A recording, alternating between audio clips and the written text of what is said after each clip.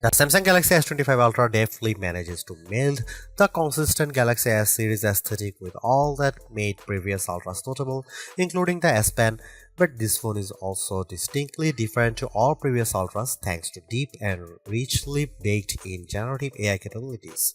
It's a fantastic mix that will please the most ardent Android, Samsung, and Google Gemini fans. Is there such a thing as ultimate phone design? That was my first thought as I held the new Samsung Galaxy S25 Ultra and turned it over in my hand.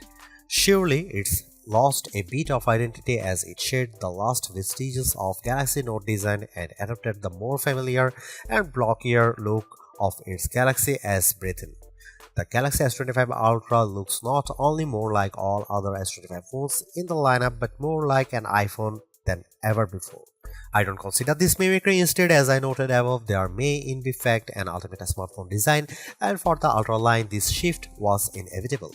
A moment of sadness, though, for the once iconic Galaxy Note that owned the flagship designation in both looks and functionality. It was the only smartphone virtually industry-wide that included an integrated stylus. Somehow, Samsung has managed this slimmer, lighter and squarer makeover without losing space for the S Pen, which alone is an achievement worth celebrating. While, however, people are done talking about the new design, including a slightly larger screen than the S24 Ultra, they will likely become obsessed with the deeply integrated AI experience. With the S25 line, Samsung has effectively blurred the lines between Galaxy AI Bixby's system-level AI actions and Google's Gemini's generative AI capabilities. And Samsung isn't shy about presenting its partners' capabilities. They are accessible through a long press of the power button, and while the connections between Gemini, Google's apps, and Samsung's apps isn't always seamless and automatic, when it works, it's smooth and quite useful. There are promises in here of a deeper understanding of you by watching not just what you do on the phone but how Samsung connected wearables like Galaxy Rings, Galaxy Watch and SmartThings accessories gather data and understanding of your physical and smart home-based activities. Ultimately, that information is presented as part of now brief home screen widgets that give you, among other things, morning and evening briefs. That tracking might sound scary if Samsung hadn't worked closely with silicon partner Qualcomm to ensure that the Snapdragon 8 Gen 8 Elite for Galaxy has a silicon core that's devoted to your personal data engine, and if it weren't for Samsung's liberal use of its Knox security both of the phone and across its ecosystem of devices. In my time reviewing the S25 Ultra, I saw some personal insights in my briefs but not enough for them to be meaningful. I think this is the kind of feature that will bear fruit after weeks of using the phone and essentially training the AI to understand you. AI can be found sprinkled throughout the system, including in photography, which is a good thing since Samsung has done little to upgrade the physical camera array. Of the 5 cameras, only one got an upgrade, the ultra-wide, which is now a 50 megapixel camera. On the other hand, Samsung has upgraded its Pro Visual engine, and as a result, photography is generally even better than on the Samsung Galaxy S24 Ultra. And if your photographic skills aren't up to snuff, you can now ask Gemini to suggest changes based on the quality of your own photos. There are more powerful tools for generating AI images and making AI alterations to existing photographs. Sketch to image is more powerful than ever, and I found that using the S Pen with sketch to image generated incredibly realistic AI editions.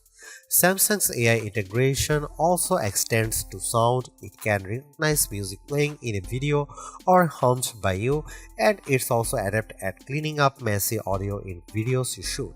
This is a better looking, faster, smarter and longer lasting Ultra than any that's come before it, and it still costs the same $1,299 US.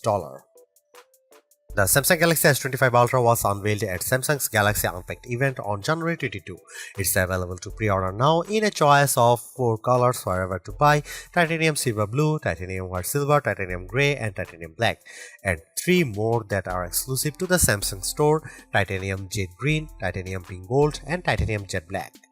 The phone ships in either 256GB or 512GB or 1TB storage configurations, and every variant comes with 12GB of RAM. Samsung Galaxy S25 Ultra will begin shipping on February 7 for the following prices. The 256GB variant is $1,299 US, 512GB price is $1,499 US, and 1TB is $1,659 US. The Samsung Galaxy S25 Ultra drops the Galaxy Note look, completely replacing it with a look that reflects the Galaxy S aesthetic found across the S25 line, although it's not an exact replica of those phones. Yes, it has a flat titanium band wrapping around the body, but the corners are slightly squarer than those of the Galaxy S25 and S25 Plus. Compared to the S24 Ultra, this phone is at 162.8 by 77.6 by 8.2mm, slightly taller but also narrower and thinner. It's also considerably lighter at 218 grams compared to the S24 Ultra's 232 grams. That's the difference I noticed when I held the phone in my hand, and yes, that's lighter than Apple's iPhone 16 Pro Max, which weighs in at 227 grams. I give Samsung credit here for making a lighter phone that somehow still has room for the 5000 mAh battery and to stow the S Pen. Despite the significant chassis alteration, there aren't a lot of other design changes. The volume rocker and power sleeve or Gemini button are in the same relative position, while Samsung has shifted the antenna cutout from that side to the top of the opposite edge. On the bottom is the same USB-C charging and data port, a wide slot for the base speaker, the S Pen slot, and a SIM slot. That last slot is notable because while Apple's iPhone line in the US only offers eSIM support, the S25 Ultra offers a standard SIM and eSIM and includes dual SIM support. While the S25 Ultra's body is titanium, the front and back are swaddled in Gorilla Glass Armor 2, which includes the extra protection of ceramic. However, while this material might protect the phone from drops, it's still not scratch proof, and even though I have taken extreme care with my review unit, I'm still noticing some long scratches on the display. They are not deep and they are not noticeable when the screen is off. Still, I wait the day when a smartphone manufacturer can deliver a truly scratch-proof display. Overall, I like the new look and feel of the Samsung Galaxy S25 Ultra, and I don't mind that it's lost a bit of its distinctive Note aesthetic. This is a big screen handset that I enjoy holding and using. Samsung has managed to make the Galaxy S25 Ultra screen 6.9 inches, that's 0.1 inches larger than the S24 Ultra's screen, and it's all thanks to a 15% smaller bezel surrounding the display. This change to the screen size is almost the full extent of changes between the S24 Ultra and S25 Ultra. It's still a Quad HD Plus display that's capable of running 3120 by 1440 pixels, which is higher res than the iPhone 16 Pro Max's 2868 by 1320 Super Retina XDR display. You won't see that S25's Quad HD Plus resolution though unless you dig into setting and switch from the default Full HD Plus resolution, and there's a good reason to leave well enough alone, as the Full HD Plus resolution looks excellent in most situations and you will get better battery life by sticking with the lower resolution. This is still an adaptive refresh rate display, auto switching from 1Hz to 120Hz on an as needed basis. Again, you can save a bit of battery life by switching to 60Hz, but the buttery smooth motion is, in my opinion, worth the trade-off. There is one notable update that's not to the display itself, but the display is where you'll see it. ProScaler is an image upscaling technology adapted from Samsung's TV Tech. The ability to upscale any lower resolution content is powered by silicon and might come in handy if, say, you are playing an old game or watching an old video on the Quad HD Plus screen.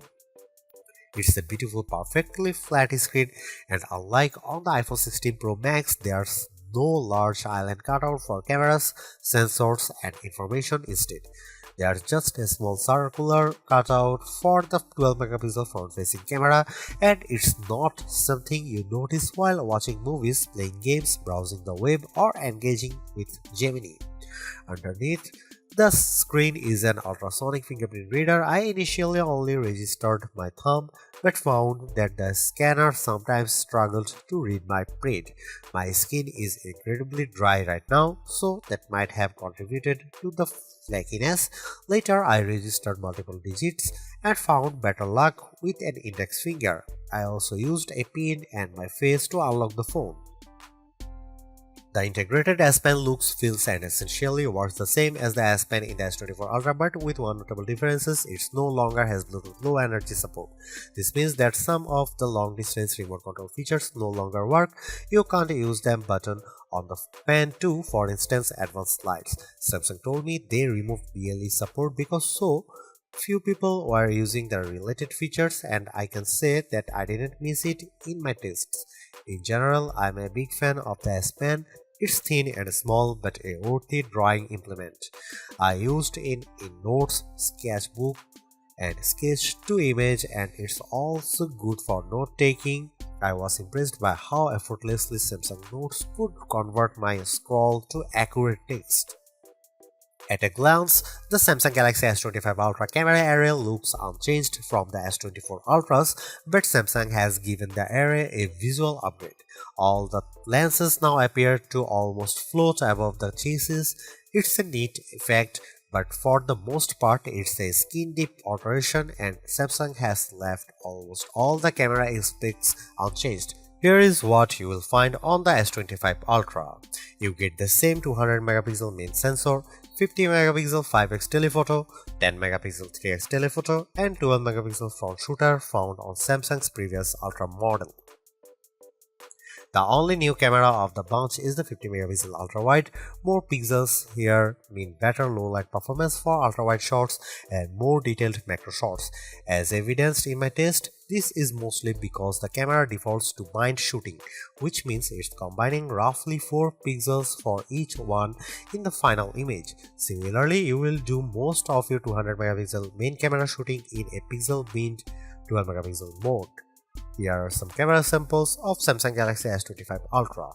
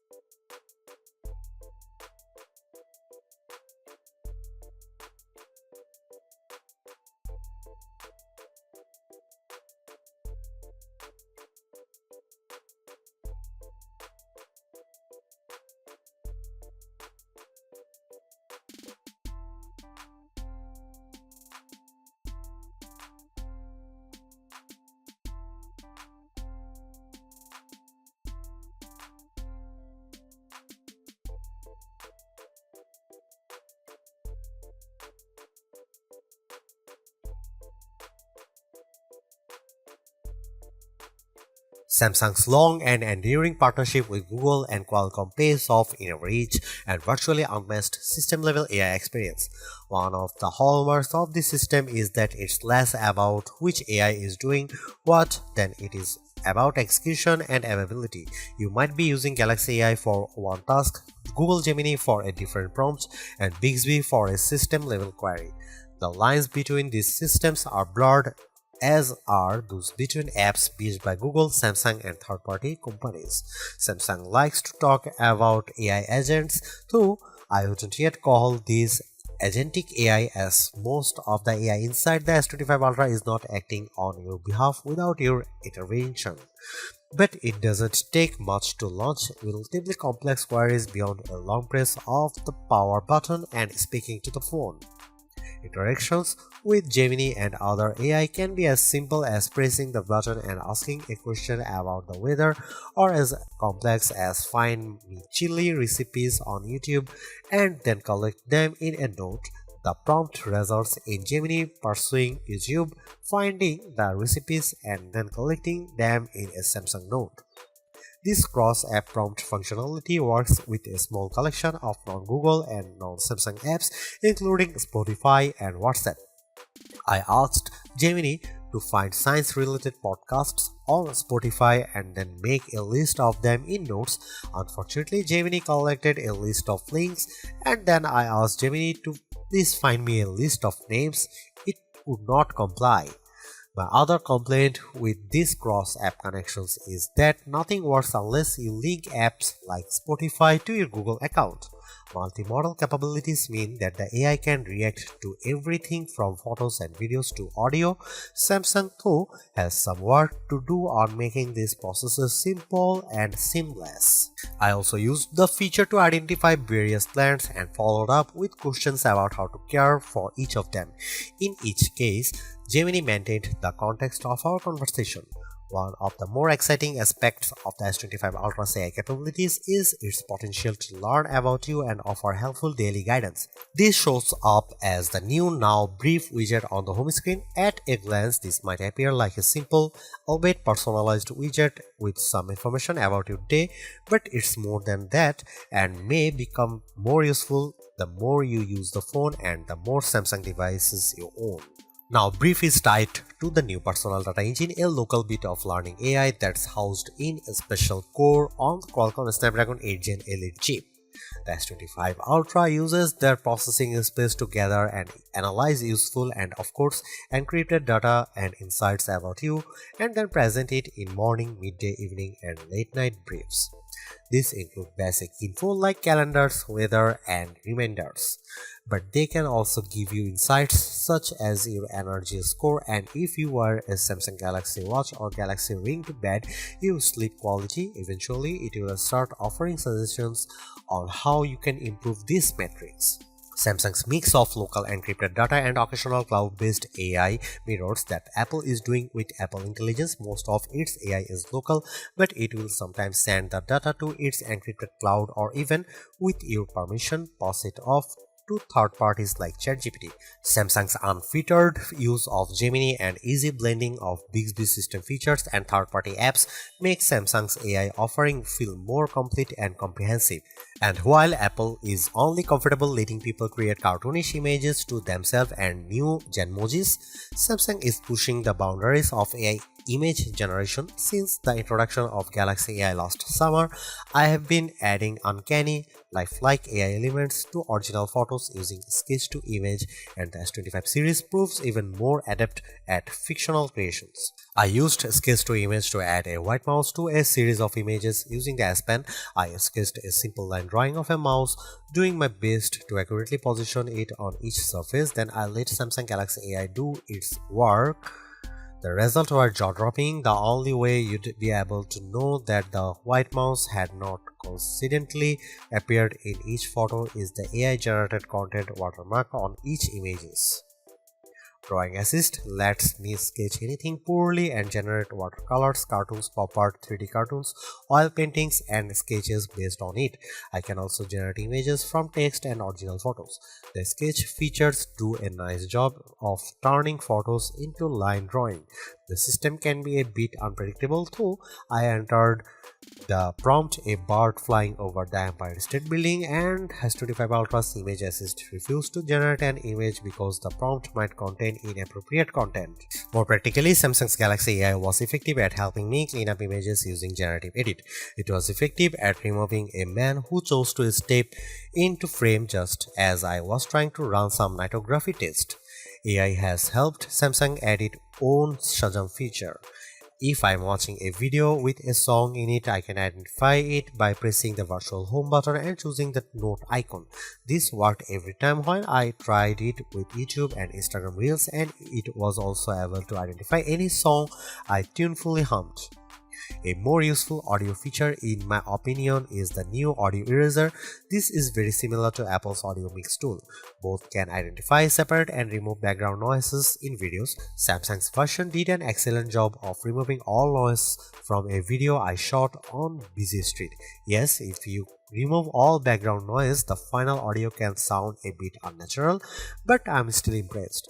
As a system, One UI 7 is cleaner and smarter than ever. Even Gallery has been given an AI upgrade, so it's better at returning useful photo results. I can now select the search icon and then speak my query with typically accurate results. I asked for photos of plants and the S25 Ultra instantly returned all my photos that include plants. I still prefer using Google Photos, which of course is preloaded on the system and can back up all your Galaxy S25 photos. If you let it do that, you'll find no better image search engine. Throughout my tests, I marveled at the Samsung Galaxy S25 Ultra's combination of power and efficiency. There was no task it couldn't handle, and I found its AI capabilities speedy and effective. Much of this is down to the new Qualcomm Snapdragon 8 Gen Elite for Galaxy, which is backed up by 12GB of RAM. This isn't just the fastest chip Qualcomm's ever produced, it's a custom version for Samsung.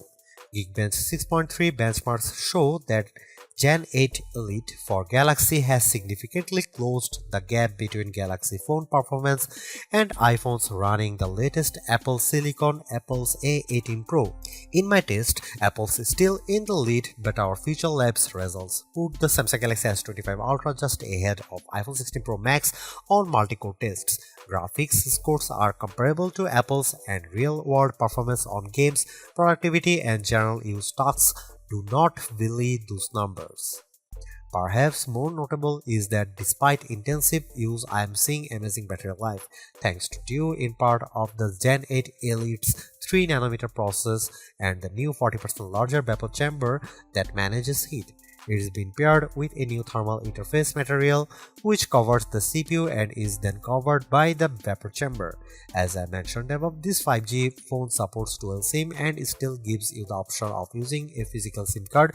It also supports ultra-wideband, which could be useful for using the phone to locate those new Samsung Smart Tags, and Wi-Fi 7, which should help future-proof your connectivity experiences. Samsung rates the Galaxy S25 Ultra at 31 hours of video playback, and on mixed tasks I got well over 30 hours of battery life on a single charge. With a 65-watt charger, I fully charged the 5000 mAh battery in 1 hour.